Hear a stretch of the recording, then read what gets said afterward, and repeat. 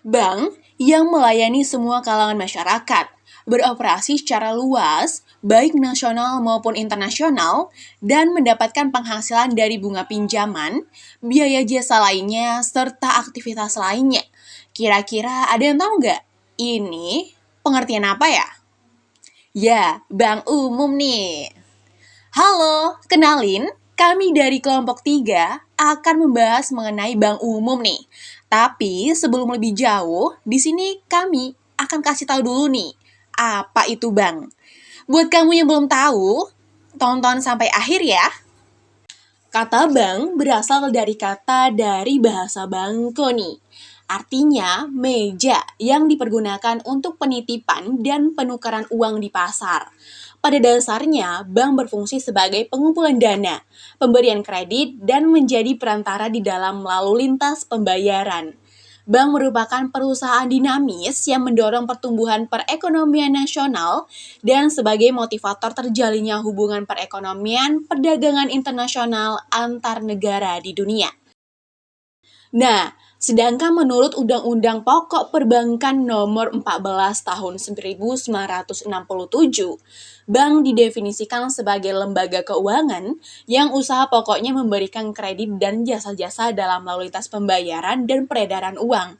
Pada dasarnya, bank merupakan tempat penitipan atau penyimpanan uang, pemberi atau penyalur kredit, dan juga perantara di dalam lalu lintas pembayaran. Nah, lalu apa sih fungsi perbankan? Fungsi yang pertama yaitu sebagai model investasi, yang berarti transaksi derivatif dapat dijadikan sebagai salah satu model berinvestasi, walaupun pada umumnya merupakan jenis investasi jangka pendek. Yang kedua, sebagai cara lindung nilai, yang berarti transaksi derivatif dapat berfungsi sebagai salah satu cara untuk menghilangkan risiko dengan jalan lindung nilai atau disebut juga dengan risk management. Yang ketiga, informasi harga, yang berarti transaksi derivatif dapat berfungsi sebagai sarana mencari atau memberikan informasi tentang harga barang komoditas tertentu di kemudian hari. Yang keempat, itu adalah fungsi spekulatif, yang berarti transaksi derivatif dapat memberikan kesempatan spekulasi atau untung-untungan terhadap perubahan nilai pasar dari transaksi derivatif itu sendiri. Yang terakhir nih, yaitu fungsi manajemen produksi berjalan dengan baik dan efisien, yang berarti transaksi derivatif dapat memberikan gambaran kepada manajemen produksi, sebuah pedoman dalam menilai suatu permintaan dan kebutuhan pasar pada masa mendatang. Nah, kali ini kita akan memasuki pembahasan inti kita nih, yaitu mengenai bank umum. Bank umum adalah bank yang melaksanakan kegiatan usaha secara konvensional dan atau berdasarkan prinsip syariah yang dalam kegiatannya memberikan jasa dalam lalu lintas pembayaran. Sifat jasa yang diberikan adalah umum dalam arti dapat memberikan seluruh jasa perbankan yang ada. Begitu pula dengan wilayah operasinya dapat dilakukan di seluruh wilayah. Bank umum sering disebut dengan bank komersial atau komersial bank. Selanjutnya, bank umum juga nih ada tugas, teman-teman. Nah, tugas-tugas bank umum yang pertama yaitu adalah menghimpun dana dari masyarakat dalam bentuk simpanan berupa tabungan, giro, deposito berjangka, sertifikat deposito, dan atau bentuk lainnya yang dipersamakan. Selanjutnya, menyalurkan dana dalam bentuk kredit atau pembiayaan berdasarkan prinsip syariah. Selanjutnya, melakukan aktivitas di bidang sistem pembayaran, menempatkan dana pada bank lain, meminjam dana dari bank lain, atau meminjamkan dana kepada bank lain, baik dengan menggunakan surat, sarana telekomunikasi, maupun dengan wesel unjuk, cek, ataupun sarana lainnya. Lalu menerbitkan dan atau melaksanakan transaksi surat berharga untuk kepentingan bank dan atau nasabah. Selanjutnya, menyediakan tempat untuk menyimpan barang dan surat berharga, melakukan kegiatan usaha dalam valuta asing, melakukan kegiatan pengalihan piutang, melakukan kegiatan penitipan barang dan surat berharga, dan yang terakhir adalah melakukan kegiatan lainnya dengan persetujuan Otoritas Jasa Keuangan atau OJK. Ada juga nih tugas dari bank umum yang lain, yaitu melakukan kegiatan penyertaan modal pada lembaga jasa keuangan atau LJK dan atau perusahaan lain yang mendukung industri perbankan dengan memenuhi ketentuan yang ditetapkan oleh OJK. Selanjutnya, melakukan kegiatan penyertaan modal sementara di luar LJK untuk mengatasi akibat kegagalan kredit atau pembiayaan berdasarkan prinsip syariah dengan syarat harus menarik kembali penyertaannya. Selanjutnya, bertindak sebagai pendiri dana pensiun dan mengurus dana pensiun sesuai dengan ketentuan peraturan perundang-undangan mengenai dana pensiun. Dan melakukan kerjasama dengan LJK lain dan kerjasama dengan selain LJK dalam memberi layanan jasa keuangan kepada nasabah. Nah, bank umum itu dibagi menjadi dua nih teman-teman. Yang pertama yaitu adalah bank umum konvensional dan yang kedua adalah bank umum syariah. Apa ya perbedaannya? Oke, kita kupas satu persatu. Yang pertama yaitu adalah bank umum konvensional. Menurut Trian Daru dan Budi Santoso pada tahun 2006, bahwa bank konvensional adalah bank yang aktivitasnya, baik penghimpunan dana maupun dalam rangka penyaluran dananya, memberikan dan mengenakan imbalan berupa bunga atau sejumlah imbalan dalam persentase tertentu dari dana untuk suatu periode tertentu. Nah, contoh bank konvensional itu ada banyak nih. Yang pertama yaitu adalah bank milik negara seperti Mandiri, BNI, dan BRI. Selanjutnya adalah bank milik swasta nasional seperti BCA, Bank Niaga, Bank Danamon, dan Bank Internasional Indonesia. Selanjutnya yaitu adalah bank milik swasta asing seperti Citibank, Bank of America. Selanjutnya yaitu adalah milik koperasi, yang dimana di sini ada Bank Umum Koperasi Indonesia. Dan yang terakhir itu adalah milik pemerintah daerah seperti Bank DKI dan Bank Jawa Barat. Nah, peran dan fungsi bank umum konvensional itu ada 3 nih. Yang pertama, sebagai penghimpun dana masyarakat dan meminjamkan kembali kepada masyarakat dalam bentuk kredit dengan imbalan bunga. Yang kedua, yaitu sebagai penyedia jasa pembayaran. Yang ketiga, yaitu menerapkan hubungan debitur-kreditur antara bank dengan nasabah.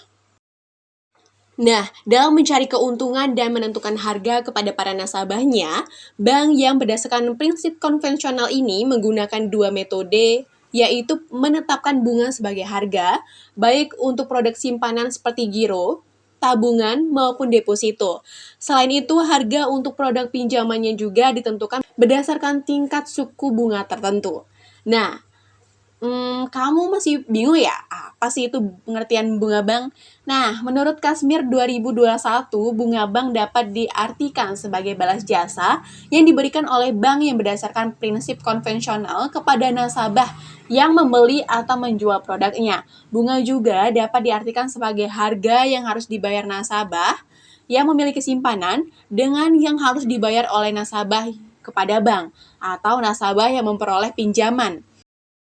Nah, ternyata bunga juga memiliki beberapa jenis nih. Yang pertama yaitu adalah bunga simpanan. Bunga simpanan adalah bunga yang diberikan sebagai rangsangan atau balas jasa bagi nasabah yang menyimpan uangnya di bank. Bunga simpanan merupakan harga yang harus dibayar bank kepada nasabahnya. Contoh, yaitu ada jasa giro, bunga tabungan, dan juga bunga deposito.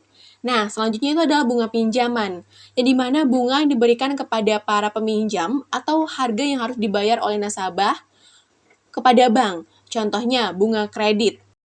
Ada beberapa faktor yang mempengaruhi besarnya bunga bank. Yang pertama, itu adalah kebutuhan dana. Apabila bank kekurangan dana, sementara permohonan peminjaman meningkat, maka yang dilakukan oleh bank agar dana tersebut cepat terpenuhi yaitu dengan meningkatkan suku bunga simpanan. Peningkatan bunga simpanan secara otomatis akan pula meningkatkan bunga pinjaman. Yang kedua yaitu adalah persaingan. Dalam merebutkan dana simpanan, maka di samping faktor promosi yang paling utama, pihak perbankan harus memperhatikan pesaing. Dalam arti, jika untuk bunga simpanan rata-rata 16%, maka jika membutuhkan dana cepat, sebaiknya bunga simpanan dinaikkan di atas bunga pesaing, misalnya 18%. Namun, sebaliknya untuk pinjaman, kita harus berada di bawah bunga pesaing. Yang ketiga, yaitu adalah kebijaksanaan pemerintah. Dalam artian, baik untuk bunga simpanan maupun bunga pinjaman, kita tidak boleh melebihi bunga yang sudah ditetapkan oleh pemerintah. Yang keempat, target laba yang diinginkan. Sesuai dengan target laba yang diinginkan, jika laba yang diinginkan besar, maka bunga pinjaman ikut besar dan sebaliknya. Yang kelima adalah jangka waktu. Semakin panjang jangka waktu pinjaman, maka akan semakin tinggi bunganya. Hal ini disebabkan oleh besarnya kemungkinan resiko di masa datang. Demikian pula sebaliknya, jika pinjaman berjangka pendek, maka bunganya relatif lebih rendah. Yang keenam, kualitas jaminan. Semakin liquid jaminan yang diberikan, maka semakin rendah bunga kredit yang dibebankan dan sebaliknya. Yang ketujuh, reputasi perusahaan. Bonafiditas atau perusahaan yang akan memperoleh kredit sangat menentukan tingkat suku bunga yang dibebankan nantinya. Karena biasanya perusahaan yang bonafit kemungkinan resiko kredit macet di masa mendatang relatif kecil dan juga sebaliknya. Nah, selanjutnya adalah jenis bank umum yang kedua nih, yaitu bank umum syariah. Pasti kamu masih banyak yang bingung ya, apa sih itu syariah? Nah, di sini, Bank Umum Syariah adalah bank yang beroperasi sesuai dengan prinsip dan syariah-syariah Islam, yang maksudnya adalah bank yang dalam operasinya mengikuti ketentuan-ketentuan syariah Islam, khususnya yang menyangkut tata cara bermuamalah secara Islam. Nah, di sekitar kamu juga pasti ada nih yang namanya Bank Umum Syariah. Contohnya seperti Bank Syariah Indonesia, Bank Muamalat Indonesia, Bank Mega Syariah, dan Bank BCA Syariah. Nah, selanjutnya itu adalah kegiatan dari Bank Umum Syariah, yang tentunya kegiatannya ini agak berbeda nih teman-teman dari kegiatan bank konvensional sebelumnya. Nah, yang pertama itu adalah hiwalah, yang dimana di sini hiwalah adalah istilah dalam perbankan syariah yang merujuk pada akad pemindahan utang piutang dari satu pihak ke pihak lain. Akad hiwalah digunakan untuk membantu meringankan beban utang seseorang dengan memindahkannya kepada pihak ketiga yang tersedia atau bersedia menanggungnya. Yang kedua itu adalah ijarah, yang dimana adalah akad sewa menyewa barang antara bank atau muajir dengan penyewa atau mustajir. Setelah masa sewa berakhir, barang sewaan dikembalikan kepada muajir. Nah, selanjutnya yang ketiga, yaitu adalah ijarah wa iktina, yang dimana ijarah wa iktina adalah akad sewa menyewa barang antara bank muajir dengan penyewa atau mustajir yang diikuti janji bahwa pada saat yang ditentukan, kepemilikan barang sewaan akan berpindah kepada mustajir. Yang keempat adalah istisna, yang dimana adalah akad jual beli barang antara mustasni dengan penerima pesanan atau sani, di mana spesifikasi dan barang harga pesanan disepakati di awal akad dengan pembayaran dilakukan secara bertahap sesuai kesepakatan. Yang kelima itu adalah kafalah, yang dimana adalah pemberi jaminan yang diberikan suatu pihak kepada pihak lain sebagai pemberi jaminan atau kafil yang bertanggung jawab atas pembayaran kembali suatu hutang yang menjadi hak penerima jaminan atau makful. Yang keenam itu adalah mudharabah. Mudharabah adalah akad antara pihak pemilik modal dengan pengelola untuk memperoleh pendapatan atau keuntungan. Yang ketujuh adalah murabahah, yang dimana murabahah adalah akad jual beli antara bank dengan nasabah. Bank memberi barang yang diperlukan nasabah yang bersangkutan sebesar harga pokok ditambah dengan keuntungan yang disepakati. Selanjutnya itu adalah musyarakah, yang dimana musyarakah adalah akad kerjasama usaha patungan antara dua pihak atau lebih pemilik modal untuk membiayai suatu jenis usaha yang halal dan produktif. Pendapatan atau keuntungan dibagi sesuai dengan nisbah yang telah disepakati. Yang kesembilan adalah qard, yang dimana qard adalah akad peminjaman dari bank kepada pihak tertentu yang wajib dikembalikan dengan jumlah yang sama sesuai pinjaman. Yang ke-10 adalah al-qard, ul hasan, yang dimana adalah peminjaman dari bank kepada pihak tertentu untuk tujuan sosial yang wajib dikembalikan dengan jumlah yang sama sesuai pinjaman. Yang ke-11, al-rahan, di mana al-rahan ini adalah akad penyerahan barang harta atau marhun dan nasabah rahin kepada bank atau murtahin sebagai jaminan sebagian atau keseluruhan hutang. Yang selanjutnya itu adalah salam, yang dimana adalah akad jual beli barang pesanan antara pembeli dengan penjual yang spesifikasi dan harga barang pesanan disepakati di awal akad dan pembayaran dilakukan secara penuh. Yang selanjutnya adalah sarf, yang dimana adalah akad jual beli valuta dengan valuta lainnya. Dan yang terakhir adalah UJR atau ujar, adalah imbalan yang diberikan atau yang diminta atas suatu pekerjaan yang dilakukan. Nah, di dalam bank syariah itu ada yang namanya prinsip bagi hasil. Nah, di sini prinsip utama dalam bank umum syariah sekaligus menjadi pembeda dari bank umum konvensional lainnya adalah pada tata cara atau ketentuan pemberian imbalan yang dilakukan dengan sistem bagi hasil. Dengan demikian, realisasi imbalan yang diterima oleh nasabah akan berbeda-beda sesuai jangka waktu pembiayaan tergantung dari besarnya keuntungan ataupun kerugian usaha yang dialami oleh nasabah pada periode yang bersangkutan. Nah, di sini ada beberapa karakteristik bagi hasil. Yang pertama, penentuan besarnya resiko bagi hasil dibuat pada waktu akad dengan berpedoman pada kemungkinan untung atau rugi. Yang kedua, besarnya nisbah bagi hasil berdasarkan pada jumlah keuntungan yang diperoleh. Yang ketiga, jumlah pembagian hasil meningkat sesuai dengan peningkatan jumlah pendapatan. Yang keempat, tidak ada yang meragukan keuntungan bagi hasil. Dan yang terakhir, bagi hasil tergantung kepada keuntungan proyek yang dijalankan. Jika proyek itu tidak mendapatkan keuntungan, maka kerugian akan ditanggung bersama oleh kedua belah pihak. Nah, selanjutnya itu adalah perbedaan bank umum konvensional dan bank umum syariah. Bank umum syariah dan bank umum konvensional itu nampaknya tampak sama ya.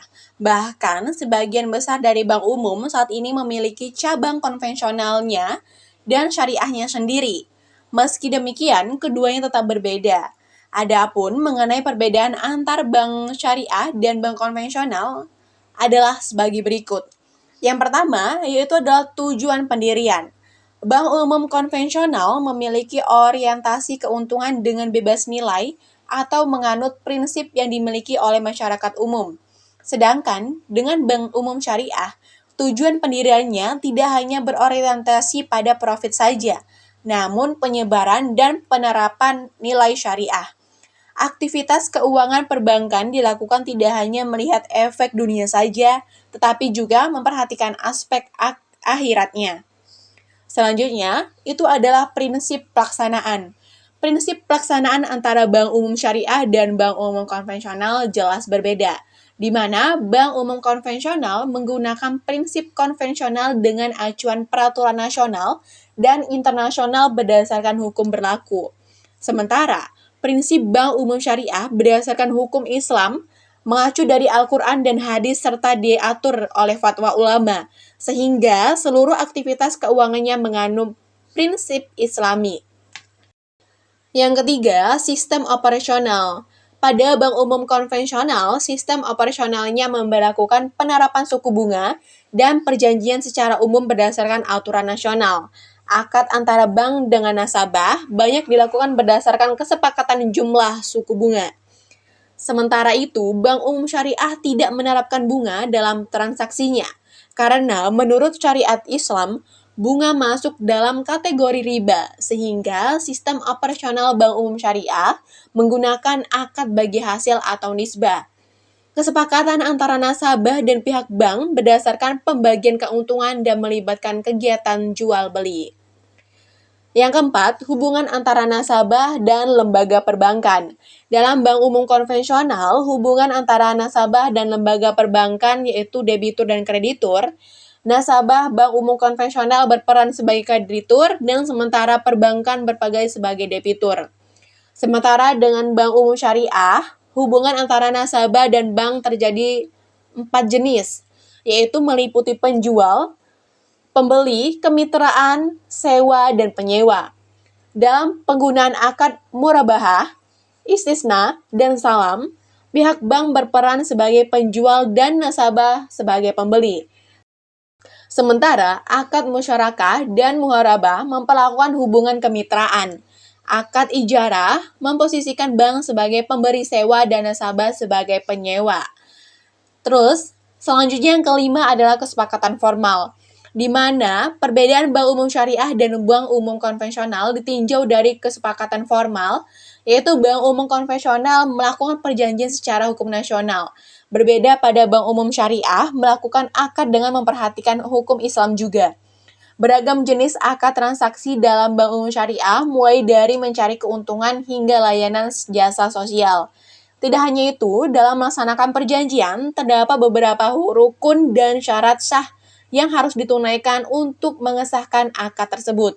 Yang keenam adalah pengawas kegiatan.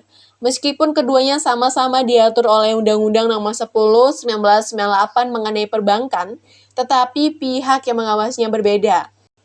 Bank umum konvensional diawasi oleh Dewan Komisaris dalam aktivitasnya. Sementara struktur pengawasan bank syariah terdiri dari beberapa lembaga, di antaranya Dewan Pengawas Syariah, Dewan Syariah Nasional, dan Dewan Komisaris Bank. Yang ketujuh adalah proses pengelolaan dana. Pada bank umum konvensional, pengelolaan dana dapat dilakukan dalam seluruh lini bisnis, menguntungkan di bawah naungan undang-undang. Sedangkan untuk nasabah dalam bank umum syariah harus dipergunakan sesuai aturan Islam. Bank umum syariah harus mengelola dana nasabah pada lini bisnis yang diizinkan oleh aturan Islam. Akibatnya, uang nasabah tidak boleh diinvestasikan atau dikelola pada usaha bidang yang bertentangan dengan nilai Islam, seperti perusahaan rokok, narkoba, dan sebagainya. Yang kedelapan adalah sistem bunga, di mana bank umum konvensional menggunakan suku bunga sebagai acuan dasar dan keuntungan, sementara bank umum syariah tidak menggunakan sistem bunga, tetapi menggunakan imbal hasil atau nisbah, bagi hasil diperoleh dari pembagian keuntungan antara bank nasabah. Selanjutnya adalah pembagian keuntungan. Keuntungan perbankan merupakan perbedaan bank umum syariah dan bank umum konvensional. Pada bank syariah, ketentuan atau keuntungan bank diperoleh dari hasil jual beli, sewa menyewa, dan kemitraan dengan nasabah. Tetapi bank konvensional mendapatkan keuntungan dari suku bunga yang dibebankan pada nasabah. Selanjutnya, pengelolaan denda. Ketika kamu terlambat melakukan pembayaran dalam bank umum konvensional, terdapat denda yang dibebankan kepada nasabah. Bahkan, besaran bunga bisa semakin meningkat bila nasabah tidak membayar hingga batas waktu yang ditetapkan. Sementara itu, bank umum syariah memiliki aturan beban denda bagi nasabah saat terlambat atau tidak bisa membayar. Sebagai gantinya, bank akan melakukan perundingan dan kesepakatan bersama. Meskipun beberapa bank umum yang termasuk dalam syariah ada yang mendapatkan atau menetapkan denda pada kasus tertentu, tetapi uang denda dari nasabah tidak dinikmati oleh pihak bank, melainkan dianggarkan sebagai dana sosial. Nah, itulah dia tadi pembahasan mengenai bank umum, mulai dari pengertian, fungsi, hingga perbedaan antara bank konvensional dan juga bank umum syariah. Nah, bank umum bukan hanya tempat untuk menabung, tetapi juga menjadi pilar penting dalam perekonomian kita. Jadi, apakah kalian sudah siap untuk memanfaatkan layanan bank umum secara maksimal? Ingat, kelola keuangan dengan bijak untuk masa depan yang lebih cerah.